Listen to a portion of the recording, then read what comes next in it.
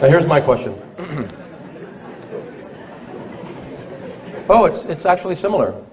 If Jesus is the God who inspired the Old Testament, why did he command Moses and Joshua to kill women and children? Why did he command that? And when is the killing of children morally justifiable? Well, I think that's a good question. I'm not sure I could answer it in 3 minutes. And nor can I say that this is the official Christian position. I can say what we're dealing with, though.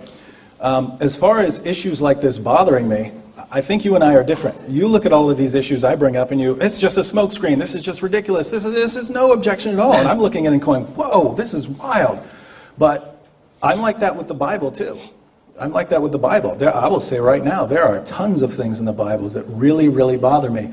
And the difference is, I think that Christianity can actually deal with these problems. I don't think that Islam can. And I think people have seen that tonight because you've had an opportunity to answer and you keep pointing the finger at Christianity. As far as Jesus being the God of the Old Testament, here's the data we have.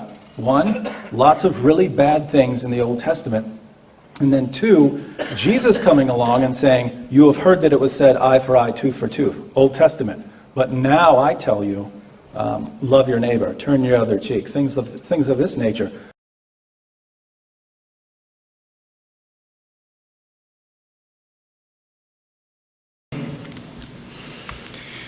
The question I have is, looking at a lot of your content online in the past week or two, I found that seemingly, I mean, you can correct me if I'm wrong, yeah? You seem to make a moral case for Christianity and a moral case against Islam. I watched one of your videos with someone called Ali Attai, I think his name was, and he made the point, he asked you a question, it's on the record. He said, if Jesus, and this is what we've been talking about today, is the author of the Old Testament, if Jesus is the author of the Old Testament, how can you explain all of the things which you deem as immoral?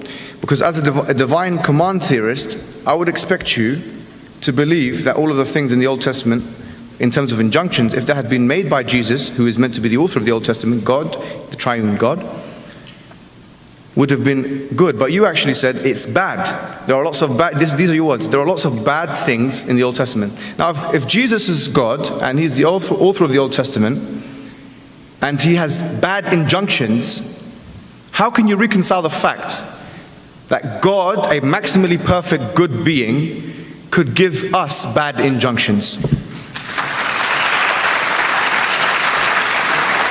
Dr. Wood, you have 2 minutes. Yeah, I don't recall saying bad things. I'll have to take a look at the clip. Here's the data we have. 1, lots of really bad things in the Old Testament.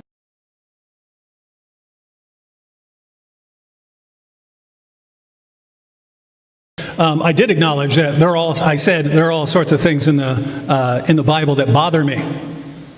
I do recall saying that. And what I mean by that is, I'm a philosopher, I'm a former atheist. And this would go for the Quran as well, when you know, things passages talking about hell or something like that, eternal torment, or warfare or something like that, well, those things bother me.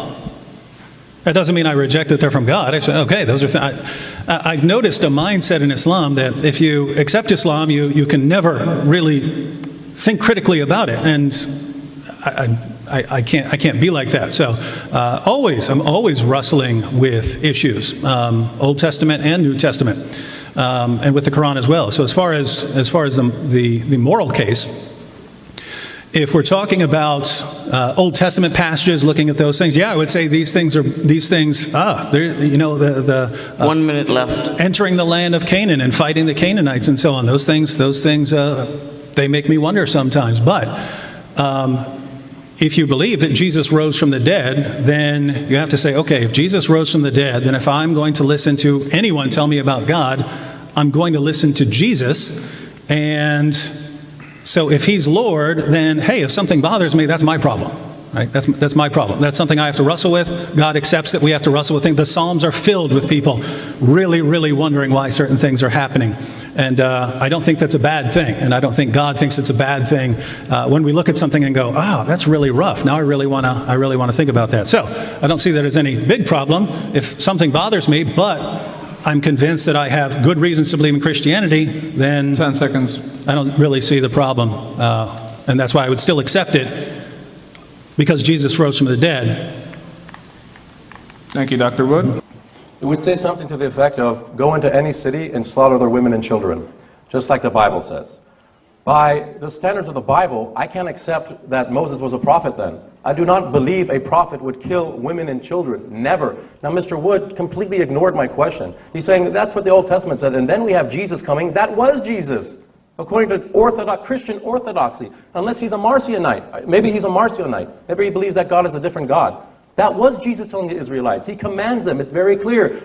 Arise and attack the Midianites. Kill their women. Only the young girls for yourselves. This is, according to the Talmud, this is how the Jews took that inspiration from Jesus to rape 3-year-old girls. And there's no reproach in the Bible about what God does. No, that's not what I meant. So he has a lot of sophistry. He's a philosopher, so he's dancing around the issue. On the other hand, I think that Jay, while he has admitted that the violence in the Old Testament is much greater than in the Quran, and these are his words, which I've written down as soon as he spoke them. He seems to think that the New Testament presents a different picture of morality, and we should guard against this. He brought me actually greetings from our good friend James White, and James White has written in his book, The God Who Justifies, on page 61, in response to those Christians who may think, okay, that was the God of the Old Testament, now in the New Testament things are different. In response, White has this to say: there is only one God, and the God of the Old Testament is identical in every way to the God of the New. So we cannot look at two different moralities here. Why is the New Testament then different? In his article on jihad in the Blackwell Companion to the Quran, the Jewish writer Reuben Firestone explains the situation in which both the Talmud and the New Testament were written. Here we're talking about the context. Now the context here was different.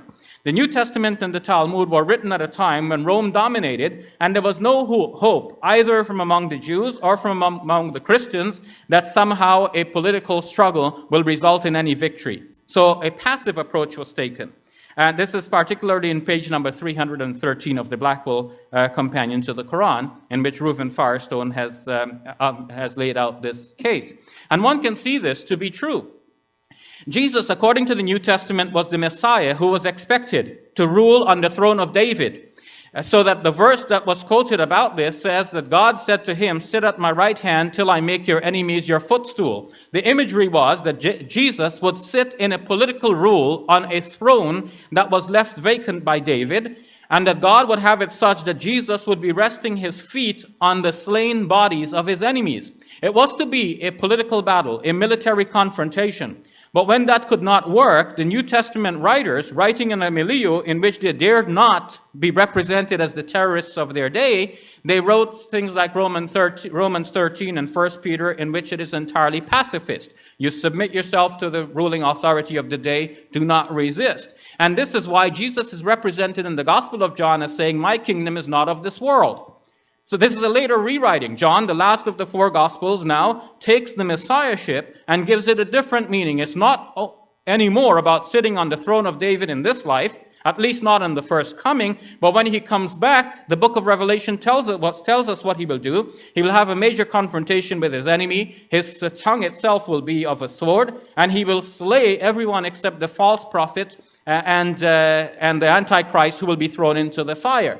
Everyone else, according to the book of Revelation, will be slain by Jesus when he comes back and engages the enemy in that major battle. So the battle motif is present in the Old and in the New Testament. Christians are peaceful, but despite the Bible. And some Muslims are violent, but despite the teachings of the Quran. Thank you.